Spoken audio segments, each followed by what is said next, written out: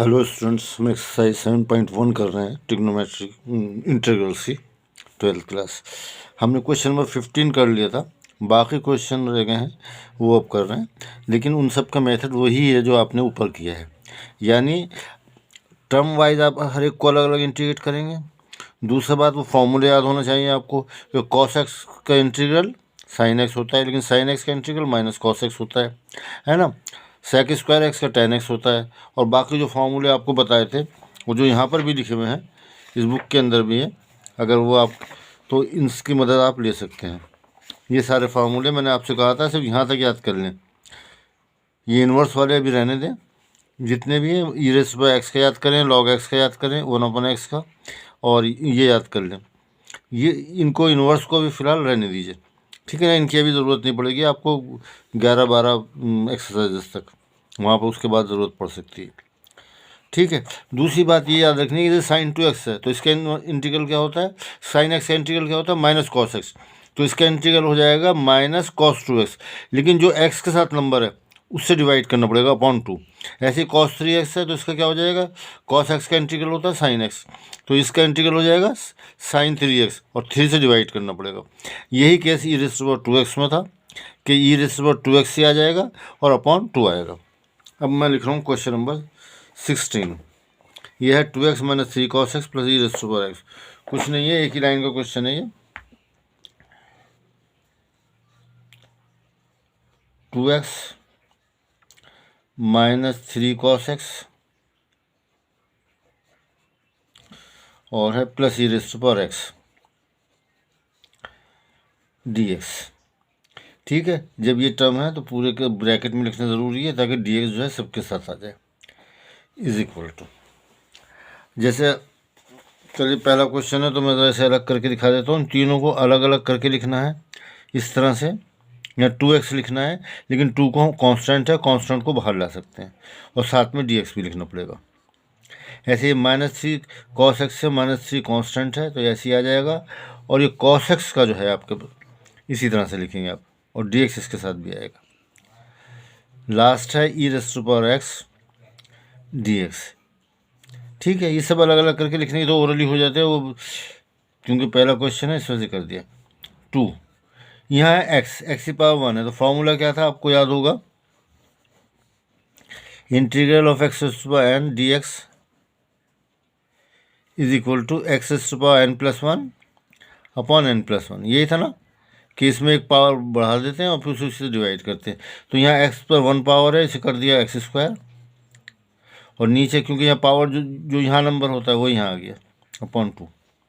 -3 cos x का integral sign x होता है, डेरिवेटिव में डिफरेंट है ना, उस साइन x हो गया, plus e raise to x का डेरिवेटिव भी यही होता है, इंटीग्रल भी यही होता है, प्लस सी। अभी क्योंकि मैंने 2 ऐसे लिख रखा है तो ये लिख देता हूँ x square -3 sine x plus e raise to power x plus c, ठीक है। तो ये हम यहाँ से सीधा यहाँ लिख सकते थे कि भाई यहाँ, बल्कि यहाँ से कि भाई इसका इंटीग्रल लिखना है, ये आ गया, इसका इंटीग्रल लिखना है, ये आ गया, इसका इंटीग्रल लिखना है। ये लाइनें तो मैंने आपको समझाने के लिए कर दी हैं, और आप भी इसे आइंदा ज़रूरत पड़े तो ऐसे सीधा लिख सकते हैं अगर प्रैक्टिस हो गई है आपको तो। हाँ, अब आ जाए क्वेश्चन नंबर 17। क्वेश्चन नंबर 17 में है हमारे पास, ये है 2x स्क्वायर -3 साइन एक्स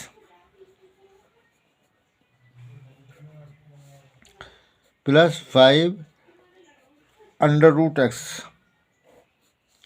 ये दिया हुआ है आपको, और dx। अब ये देखिए मैं ऐसे यहाँ से सीधा यहाँ लिख रहा हूँ इस लाइन में, तो ये 2 कांस्टेंट है तो बाहर आ जाएगा। एक्स स्क्वायर का ये फॉर्मूला लगाएंगे, एक्स की power n plus 1 upon this, तो एक्स की पावर 3 हो गई, और अपॉन 3 जो पावर होती है वो यहाँ नीचे आता है, क्योंकि ये n प्लस 1 और x ये दोनों n प्लस 1 है। -3 ऐसे ही आ जाएगा। अब साइन एक्स का इंटीग्रल आपको याद होना चाहिए, माइनस कॉस एक्स होता है, डेरिवेटिव से उल्टा, वहाँ पे पॉजिटिव होता है। ये तो प्लस हो गया ना, माइनस यहाँ का और माइनस वहाँ का, 3 cos x। इसके बाद ये 5 तो इसी तरह से आ गया। यहाँ देखिए आप, ये इंटीग्रल है एक्स की पावर हाफ डी एक्स। ऐसे लिख सकता हूँ मैं, रूट को हाफ में लिख सकते हैं, है ना। तो ये हो गया एक्स की पावर 3/1 ऐड करेंगे इसमें 1/2 + 1 और इसी से डिवाइड कर देंगे 1/2 + 1। तो ये आ जाएगा आपका 5 एक्स की पावर 2 × 2 और 1 3 3 अपॉन में आएगा 3/2। तो 3 आ गया और 2 ये पहुँच गया 3/2। रेसिप्रोकल नीचे लिखेंगे तो रेसिप्रोकल लिखना पड़ेगा। तो यहाँ आपका आंसर आ जाता है। आप लिखना चाहें तो इसे ऐसे लिख सकते हैं 2/3 x³। अच्छा एक चीज़ रह गई +c, ये c कांस्टेंट ऑफ इंटीग्रेशन हमेशा लिखना पड़ता है, +3 cos x। ये आ गया 2 5 10 10/3 x³ +c। ठीक है, ये क्वेश्चन नंबर हमारे पास 17 हो गया। 18 में क्या कहते हैं, 18 में कह रहे हैं sec x और ब्रैकेट में sec x + tan x है dx। ठीक है, sec x है, ब्रैकेट में sec x + tan x। Question number 18, ये sec x है,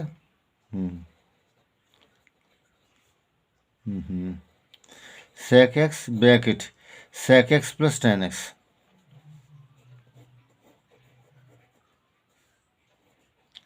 dx। देखिए अभी हमने मल्टीप्लिकेशन वगैरह के तो कुछ किया ही नहीं है, तो इसे हमें अलग अलग करके मल्टीप्लाई करने के बाद करना पड़ेगा। पहले हमने इसे इससे मल्टीप्लाई किया तो sec² x हो गया, प्लस इसको इससे मल्टीप्लाई किया तो sec x tan x हो गया,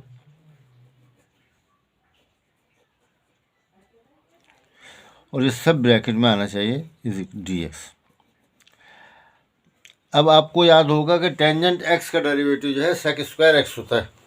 टेंजेंट x का डेरिवेटिव sec² x होता है, तो नेचुरली sec² x का इंटीग्रल tan x हो जाएगा, उल्टा होता है, एंटी डेरिवेटिव है tan x।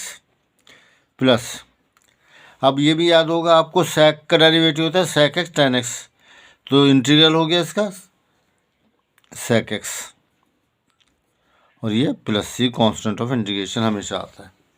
इस तरह से क्वेश्चन 18 हो गया। अब आते हैं हम क्वेश्चन नंबर नेक्स्ट 19। जैसे मैंने बताया सब एक ही तरह के क्वेश्चन हैं।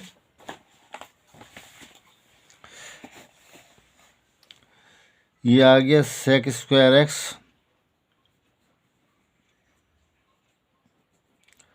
अपॉन cos² x dx तो आना ही है, इज इक्वल टू। देखिए यहाँ पे फ्रैक्शन में कुछ काम नहीं चलेगा, क्योंकि हमने पता नहीं किस तरह से डिफ्रेंशिएट किया जाता है, इंटीग्रेट किया जाता है फ्रैक्शन फ्रैक्शन को, ये नहीं मालूम ना मैं किस तरह से डिफ्रेंशिएट करेंगे फ्रैक्शन को।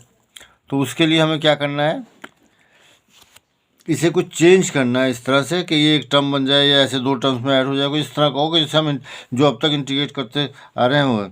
और देखिए इंटीग्रल में नहीं, इंटीग्रल में नहीं बल्कि ट्रिग्नोमेट्री में जहाँ पे कुछ और ना हो तो सबसे आसान रास्ता ये होता है उसे साइन कॉस में बदल लो।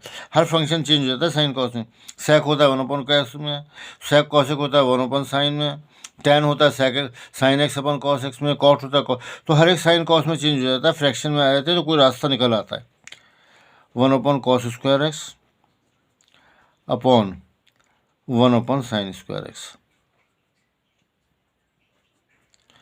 dx। इसको आप देखें, ये रेसिप्रोकल होगा तो sin² x ऊपर चला जाएगा, cos² नीचे आएगा, तो ये आपका इस तरह से आ जाएगा जब रेसिप्रोकल लिखेंगे sin² x upon cos² x dx।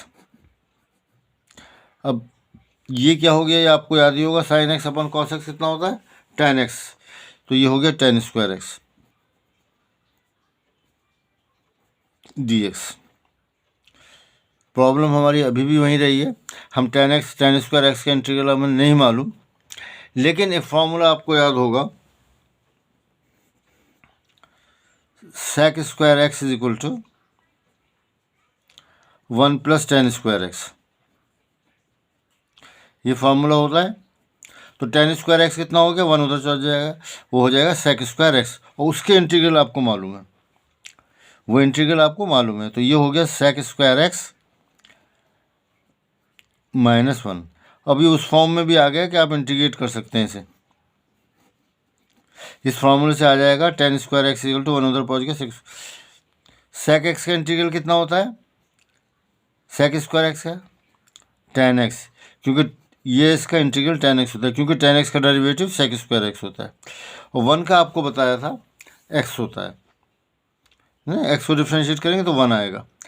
तो 1 का इंटीग्रल x आ गया। तो याद रखिए, तो याद रखने वाली बात है कि 1 का इंटीग्रल x होता है plus c constant of integration. तो ये हमारा आंसर आ गया। ठीक है, इस तरह से हमने क्वेश्चन नंबर 9 जो है कर लिया, क्वेश्चन नंबर 19 हमने कर लिया है। अब आते हैं हम क्वेश्चन नंबर नेक्स्ट पर 20 पर। 20 के लिए क्या है देखते हैं। 20 में एक उनमें से अरेंज कर लूँ सा। हाँ, क्वेश्चन नंबर 20 है 2 - 3 sin x upon cos square x. Question number 20 integral 2 - 3 sin x upon cos square x. तो अब हमें कुछ सोचना पड़ेगा क्या करें। इस तरह के फंक्शन हम डायरेक्ट तो इंटीग्रेट कर नहीं सकते, कुछ ना कुछ करना पड़ेगा। तो हम इसे ऐसा कर लेते हैं जो कि नज़र आ रहा है सीधा 2 अपॉन कॉस स्क्वायर एक्स लो, वो सेक स्क्वायर एक्स हो जाएगा। ये three sign x upon cos square x हो ना, इसे ब्रैक कर लेंगे, वो मैं भी दिखाता हूँ आपको। Integral 2 upon cos square x दो अलग टर्म्स में लिख लेते हैं। एक तो हम ऐसे लिख सकते हैं -3, दो sine upon cos square x है। चलो पहली लाइन में ऐसे ही लिख लो, sine x upon cos square x dx। अब देखो 2 कॉस स्क्वायर एक्स रेसिप्रोकल होता है, कॉस रेसिप्रोकल होता है सेक का। तो ये हो गया 2 सेक स्क्वायर एक्स, और इसका इंटीग्रल आपको मालूम ही है, सेक स्क्वायर एक्स का भी निकला था tan x माइनस, ये ब्रैकेट बना लेता हूँ मैं, ये 3, इसे मैं ऐसे लिख रहा हूँ sign x upon cos x, और ये जो है ऊपर तो अब कुछ नहीं रहा, 3 साइन एक्स आ गया, नीचे जो है कॉस एक्स को आप दोबारा लिख लीजिए, और ये dx आ गया ना इस तरह से। सही है। तो क्या करा हमने, क्या करा है कि इसको जो है हमने 2 upon cos square sec square x लिख लिया, और इसे हमने 3 साइन एक्स और कॉस स्क्वायर एक्स को दो हिस्सों में बांट दिया है, cos x into cos x. ओहो, 2 सेक स्क्वायर एक्स, ये 3 sine x upon cos x आ गया। ये इससे हमें फ़ायदा क्या हुआ, इज इक्वल टू, देखो इसका आप लिखो, अभी अभी नहीं लिखते क्योंकि अभी थोड़ा सा चेंज करना है। 2 सेक स्क्वायर एक्स, हालांकि tan एक्स इससे लिख सकते थे हम, tan एक्स -3, पहले इसे लिख लेता हूँ मैं, स्क्वायर लिख दिया मैंने, cos x into cos x, cos square x आएगा। ये आ गया 3 tan एक्स, ये सेक एक्स आ गया dx, 1 upon cos x equal to sec x. ठीक है, अब आप इंटीग्रेट करना शुरू कीजिए। 2 का तो ऐसे आ जाएगा, कांस्टेंट बाहर आ गया, और सेक स्क्वायर एक्स का इंटीग्रल होता है tan एक्स, -3 ऐसे आ गया, और ये आपका लिखा है tan x sec x tan x, है ना, इस ऑर्डर में होता है, उससे ऑर्डर में तो कोई फ़र्क नहीं पड़ेगा। 3 सेक एक्स tan एक्स, तो वो होता है इंटीग्रल सेक एक्स, और प्लस c तो आएगा ही। सही है, इस तरह से हम करेंगे। क्वेश्चन नंबर 21, ये क्वेश्चन नंबर 21 में जो है, ये इन्होंने क्या करा है, सीधा सा ये था कि इसे इंटीग्रेट कर लो। द एंटी डेरिवेटिव मीन्स का भी इंटीग्रल ही होता है ना, of root x plus 1 upon root x equal to one of these, मतलब किसी में इक्वल होगा ये।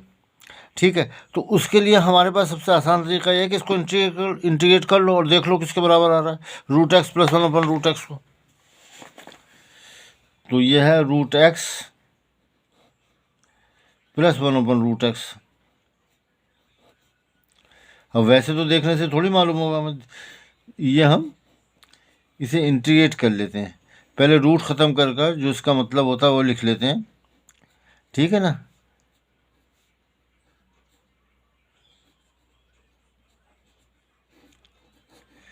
यही होता है, पावर हाफ हो तो रूट एक्स का मतलब पावर हाफ। अब इसको ऐसा करो, ऊपर ले लो एक्स की power one upon two, bracket आएगा, प्लस जब इसे न्यूमरेटर से डिनोमिनेटर से न्यूमरेटर में लेके जाएंगे तो पावर निगेटिव हो जाती है, ठीक है ना। डिनोमिनेटर से न्यूमरेटर में लाएं, डिनोमिनेटर से ऊपर से नीचे, नीचे से ऊपर लेकर आए तो साइन चेंज हो, पावर की साइन चेंज हो जानी है। अब इंटीग्रेट कीजिए, यहाँ एक्स की पावर वन है, हाफ है, तो one upon two plus one, आधे में एक ऐड करेंगे तो डेढ़ आ जाता है, अपॉन यही नंबर नीचे आ जाता है one upon two plus one, plus यहाँ x minus one upon two plus one, यहाँ माइनस करना है हमें, minus one upon two plus one, और प्लस सी तो अपना आता है, ये constant integration.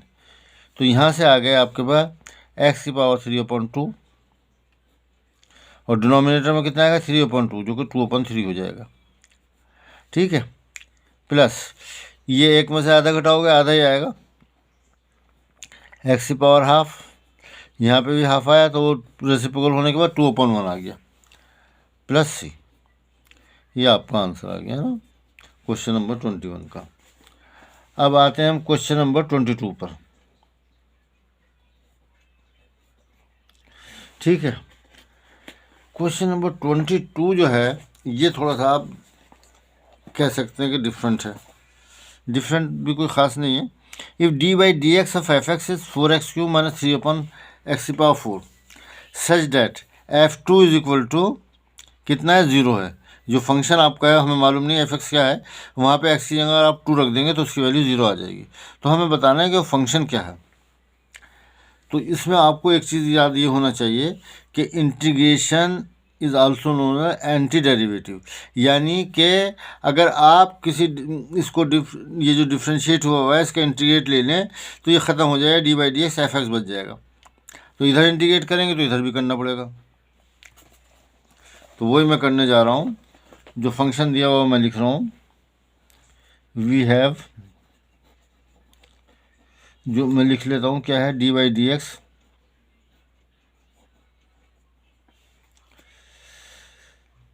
D by f x, d by d x d f x upon d x is equal to four x cube minus three upon x की power four. सही है। अब हम करने ये जा रहे हैं कि दोनों एफ एक्स मालूम करने के लिए दोनों तरफ इंटीग्रेट कर दो, नतीजा ये निकलेगा कि ये डी बाई डी एक्स ख़त्म हो जाएगा, ये दोनों एक दूसरे के दुश्मन है, ख़त्म कर देते हैं एक दूसरे को एफ एक्स। तो लेकिन लेफ्ट हैंड साइड को इंटीग्रेट किया तो राइट हैंड साइड को भी इंटीग्रेट करना पड़ेगा आपको, four x cube minus three upon x, जब भी इक्वलिटी का साइन कायम रहेगा, और ये डी एक्स तो आता ही है। यहाँ से जैसे कि मैंने बताया था जो हमारा मकसद भी था कि ये दोनों ख़त्म हो जाना चाहिए, तो यहाँ से आपके पास एफ एक्स आ गया, ठीक है। ये दोनों कैंसिल हो गए, यहाँ पे इंटीग्रेट कर लीजिए, फोर एक्स की पावर थ्री है तो फोर हो जाएगी, एक पावर ऐड करना पड़ता है अपॉन फोर माइनस, इसे मैं यहाँ आपको लिख कर दिखा दूँ। अब देखिए वो ये एक्स की पावर फोर है ना, अपॉन में वन एक्स की पावर फोर, तो ये हो जाएगी एक्स की पावर माइनस फोर, ठीक है ना। तो ये थ्री तो मैंने ऐसे ही लिख दिया जो ऊपर का है, जब इसे इंटीग्रेट करूँगा मैं तो इसमें वन ऐड करना पड़ेगा, तो क्या हो जाएगा एक्स की पावर माइनस थ्री, ये हो जाएगा एक्स की power minus three, one add किया माइनस फोर में, वही नीचे आ जाएगा माइनस थ्री, ठीक है, plus c, this is equal to, ये फोर से फोर कैंसिल हो गया, एक्स की पावर फोर आ गई, और ये आया तीन से तीन कैंसिल हो गया, माइनस से माइनस कैंसिल हो गया तो प्लस ही हो जाएगा ये भी। और ये आएगा कितना आएगा, ये एक्स की पावर -3, जिसे मैं ऐसे हाथ के हाथ से लिख देता हूँ 1/x3। नीचे से ऊपर लेके आते हैं, ऊपर से नीचे लेके जाते हैं, तो पावर्स की साइन चीज +c। तो हमें एक फंक्शन मालूम हो गया f(x), लेकिन क्या प्रॉब्लम क्या है यहाँ पे c जो है कांस्टेंट आ रहा है, ये कांस्टेंट ऑफ इंटीग्रेशन जो है यहाँ पर जो है पर्टिकुलर सिचुएशन ला रहे हैं कि f2 2 होना चाहिए। तो ये c जो है फिर हमें ख़त्म करना पड़ेगा। c को ख़त्म करने के लिए आप क्या करेंगे, हमें ये दे रखा है नाउ, ये लिखा हुआ था ना कि f2 जो है 0 के बराबर है। तो मैं ये कर रहा हूँ कि यहाँ से लेके यहाँ तक सब जगह f2 लिख देता हूँ, फिर f2 की वैल्यू मालूम है मुझे 0 लिख दूँगा, और वहाँ से आपके पास ये आ जाएगा 2⁴ प्लस 1/2³ प्लस c। इससे हमारे पास रिजल्ट आ रहा है सीधा। f2 की वैल्यू इन्होंने दे रखी है, यहाँ पे लिखी हुई भी है 0 है, = 16 प्लस 1/8 प्लस c। ये आ गया 16 8 128 होता है 128, 16 8 128, और 1 ऐड किया तो हमने 129 आ गया 129/8। तो इस तरह से यहाँ से आ गया प्लस c, ये 129 प्लस c। तो c = कितना हो जाएगा, c = -129/8। ठीक है, c बराबर आ गया 120, ये आ गया ना, इसको 20 की टर्म को छोड़ दिए 129/8 प्लस c = 0। तो c = इधर आने के वजह, तो इसलिए आपके पास देयरफॉर f(x) जो है हमारा, यहाँ से c गायब हो जाएगा, ये आ जाएगा x⁴ प्लस 1/x³ और ये -129/8।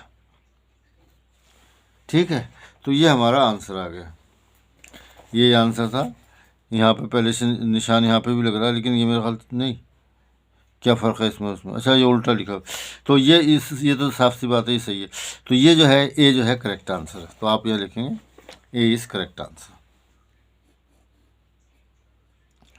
A is correct.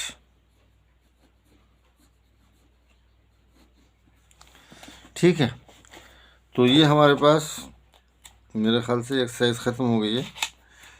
तो नेक्स्ट टर्न पर मेथड ऑफ इंटीग्रेशन शुरू होंगे, जो कि एक्चुअली चीज़ है। पहला मेथड है इंटीग्रेशन बाय सब्स्टिट्यूशन, ये नेक्स्ट टर्न पर करेंगे। और सब्सक्राइब ज़रूर करें, उससे आपको पता भी चल जाएगा अगर कोई नया वीडियो आ रहा है तो आपको मालूम हो जाएगा, है ना। लाइक सब्सक्राइब जो जो कर सकते हैं करिएगा। Thank you.